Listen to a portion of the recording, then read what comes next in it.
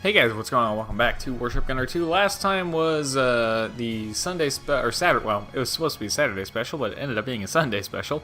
And I was very tired, so that ended up being a pretty short video. And for that, I apologize. But you know, sleep is important. So sorry, but you know, had to be done.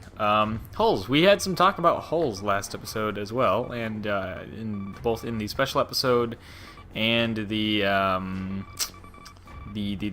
normal episode as well, because in the normal episode we did two new missions. UK Carrier 6, is that what we... Oh, excuse me. Is that what we saw in there? Oh, UK Carrier 4, UK Cruiser 6. Ah, I see. Well, Carrier 4, UK Carrier 4, we can just research that. We were looking at what kinds of items you could get on hard difficulty EL2 in 490. There's UK Carrier 4 and UK Cruiser 6. But you can already research Carrier 4. What about Cruiser 6? Yeah, you can just research that. So neither of those are particularly special. But in addition to that, we got a new Enigma Tech as well. So that is pretty cool.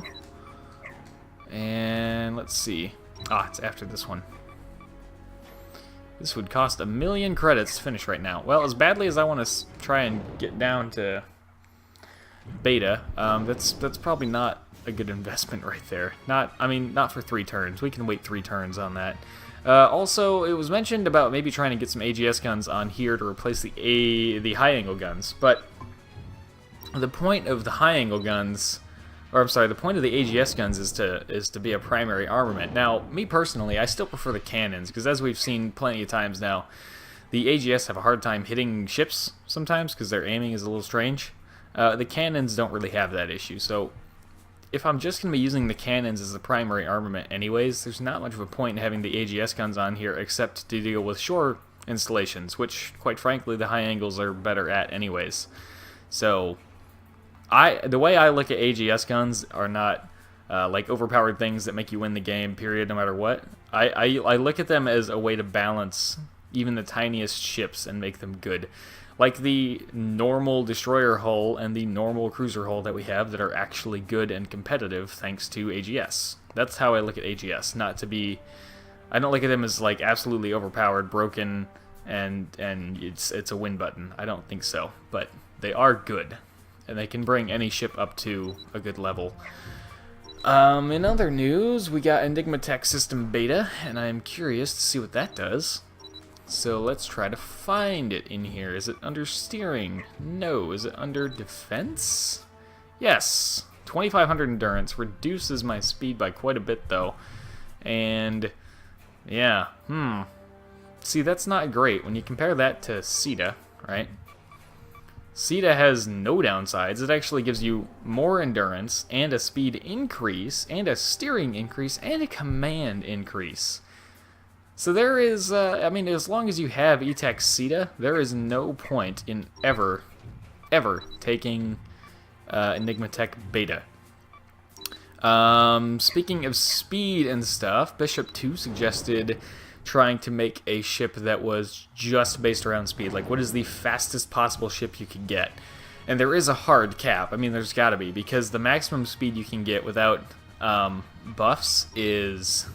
64.6 knots, and then there's only so many systems you can buff that, or that could help you buff that further. So there is a hard cap to how fast of a ship you can make, and that's something I have put on the list of things to do in the special episodes. So that's on the list. We will do that.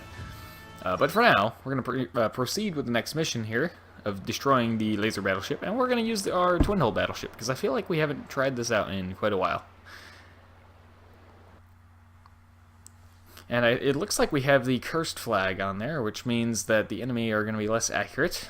Not that this ship needs to get hit less. It can take the damage. It can totally take the damage, but...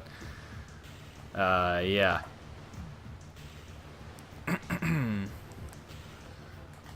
Let's see, there's a transport there. Oh, I love these cannons. These cannons are so amazing. I'm just a sucker for giant cannons. I really am. Oh yeah, parts crate. That's mine. Oh, I don't have a Kappa on here. Dang it. I would love to have a Kappa on here. I should probably analyze my systems here and just make sure I've got what I want. Chaff, just in case. Oh, hello. Oh yeah, I forgot there's two bosses. There's the normal laser battleship, and then there's one other boss. Sometimes it's Whirlwind, sometimes it's Dreadnought. I think. Maybe it's always Whirlwind. I don't know. I thought I could have sworn that you could get Dreadnought in here sometimes. Or, yeah, I don't know. Maybe. Maybe not. Thought so, but I could be thinking of another mission. Anyways, Whirlwind is already down. This is why I need Enigma Tech Kappa. Chaff. Troll Slugger. Oh yeah. Oh yeah, he's going down.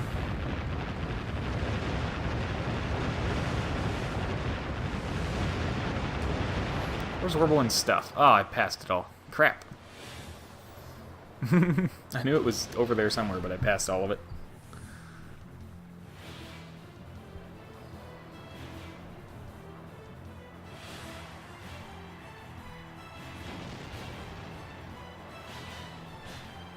This is, I've said this multiple times, I've said this pretty much every time we play through this. This is a very significant story incident right here, but it's so easy to miss because he's honestly not that terrifying of a boss. It's Whirlwind on steroids with much power, with much more powerful armament. He's like that kind of interesting middle ground between Whirlwind and Druna's Gas, where Whirlwind is difficult because you fight him at the very start of the game when you don't have much stuff, and Druna is difficult because it has a friggin' wave gun that's amazing. This guy just kind of sits in the middle, because it's very easy, even if you don't spend all your time farming, it's very easy to be quote-unquote overpowered at this point. So this guy is never really hard to kill, I don't think. Even if you haven't, like, you know, you may remember I made it kind of a point to not over-farm stuff in the initial Let's Play because I didn't want to let myself... I didn't want to make it easy to get overpowered. It's still pretty easy to get overpowered, but I didn't want to make it super easy to become overpowered. And even despite that, I don't remember struggling with this guy, like, ever. And that's kind of how I like to play the game in general. I just... If you get too powerful too quickly, it's not fun anymore. And that's why my favorite part of the game is always restarting. On a new save. I love to restart a new save in this game because it's so much fun to actually not be overpowered anymore. And the argument can be made that, like, you can make a bad ship deliberately so that you're not overpowered, but I mean, then what's the point of having all the cool stuff to play with in the first place? Because then you're not using any of it anyways. I don't know. That's just how I feel. Airborne units, attack! Full speed ahead. I'm gonna let my helicopters and stuff grab those parts crates, because that's the kind of tedious, you know, menial task that they're designed for. I'm here to kill things. They're here to get my shit. It is precisely their purpose in life. Oh, there's Dreadnought. Hello. So, wow, we got 3 bosses in this fight. I thought I remembered seeing Dreadnought. I don't remember seeing Whirlwind, but there's Dreadnought. And that'll be more than enough Azerox, because he's going to surface. Azerox are still hitting him. Still hitting him. Still... Alright. I was about to say. What? He's still alive? Get out of here! How are you still alive, dude? There you go. Man, oh man. Alright, go. Oh my god, I gotta get an Enigma Tech Kappa on here. It's probably because we haven't used this ship in so long that I just forgot about it. I forgot to bother putting one on here because we haven't used this in a while. It's still, I would say this is still probably our strongest ship, but we have plenty of other good ships now, so we're not, like, restricted to just using one ship. Which I think is pretty cool. I mean, it's, you know, this is still the best ship, but all of our other ships are good enough that it's really not an issue if we decide we want to use a different ship. Even the battle carrier, quite frankly, I was not expecting the battle carrier to perform very well, just because it has, like, some of the lightest armament out of any of our ships, but it did fine. Not the gigantic battle carrier, the normal battle carrier, the Maya. I didn't expect it to do that well, but it does fine. And there are a lot of freaking ships scattered all over the place. Oh, we lost a helicopter at some point. Yeah, hell, man. You blowing up my helicopters? You jerks. I need them. Thank you very much. Part of me wishes an ammo crate would give you a portion of your aircraft back. Like, I'm not saying one ammo crate gives you all aircraft in a particular group back, but it should give you, like, 2 aircraft in a particular group back. Or, like, a percentage of your aircraft within a particular group back. That would make more sense. That would be better. Because then, if it just gave you 2 aircraft back, period, well, on some ships that's all you got, but on other ships that's hardly nothing. Or it's hardly anything. It's pretty much nothing. So, if they said, like, okay, each ammo crate you pick up gives you 20% of your aircraft back, and then they just round it to the nearest applicable number. So, like, on a carrier, 20% of your aircraft might be 4 of them, you know. On a cruiser that only has 2 aircraft, 20%, well, 20% is, you know, not a thing out of 2. It's not a whole number. 20% of 2 is not a whole number, so they could just round it up to the nearest whole number if it needs to be. You know what I mean? I think that would be a fair way to handle ammo resupplies of aircraft. But of course, it's not the kind of thing that they can just go and patch, now is it? So, oh well. Just brainstorming, that's all. I suppose if you really wanted to be kind of cool and relatively hyper-realistic, you could make the argument that they could do something like each ammo crate gives you parts to rebuild your aircraft, and then when you have collected enough ammo crates, you get an aircraft back, or you get some aircraft back. That could be a thing. It'd be pretty cool, actually. And it'd be balanced, of course, so you couldn't just be an aircraft carrier that never ever runs out of aircraft. You'd have to go searching for parts and, well, for ammo crates if you wanted aircraft. I don't know, I think that would be a cool thing.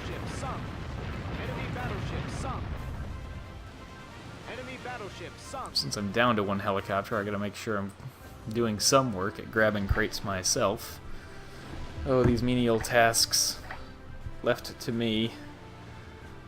The great Schultz, captain of the FF. Well, captain of this wing of the FF, but you know what, pretty much the whole thing at this point. I mean, they kind of rely on me for all their stuff. I'm the Golden Boy and the Errand Boy in one package, pretty much. Schultz is the MVP of the FF and also the Errand Boy. Hard to do, but we did it. There is the treasure back there, but the treasure is from EL1, and obviously we got it because it's the RAM, rolling airframe missile, and obviously we've been using those, so we already have it. So whatever is down there, it's a normal parts crate, and I'm not too worried about that.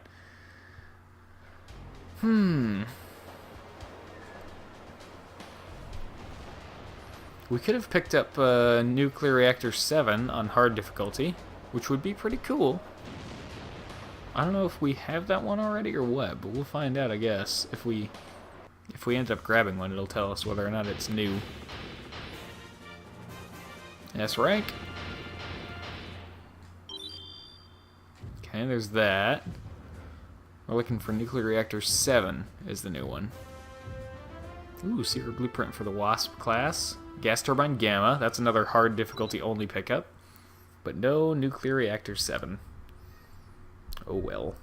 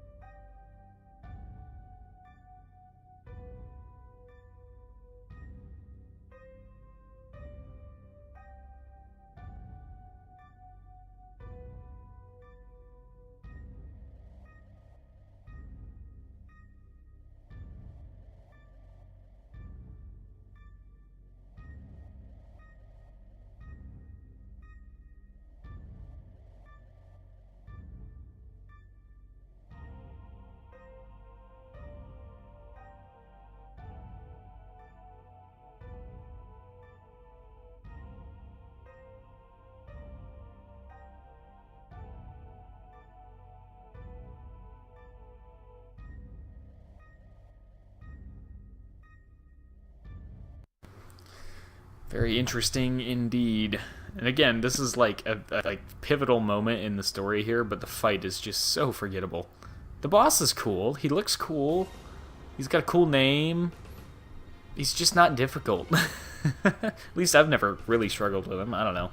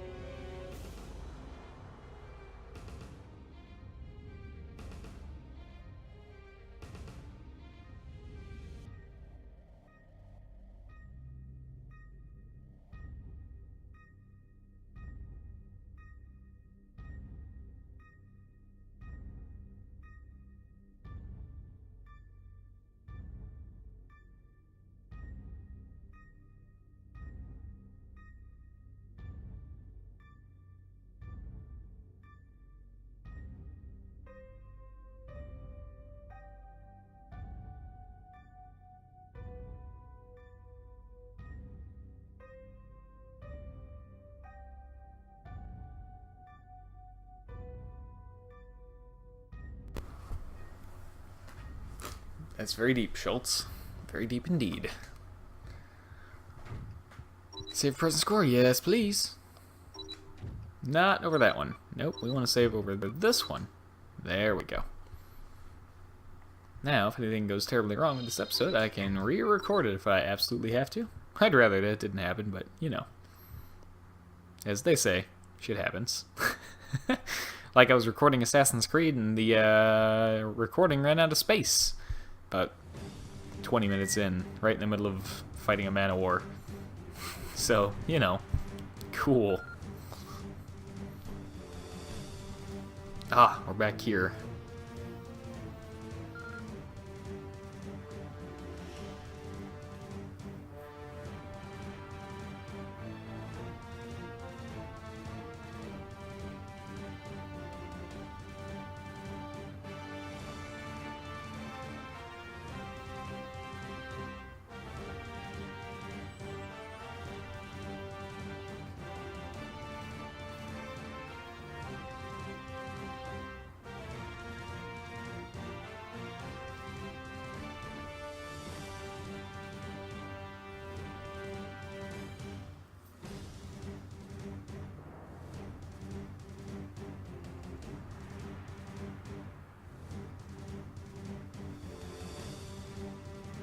I always have anti-sub measures. That's a piece of cake.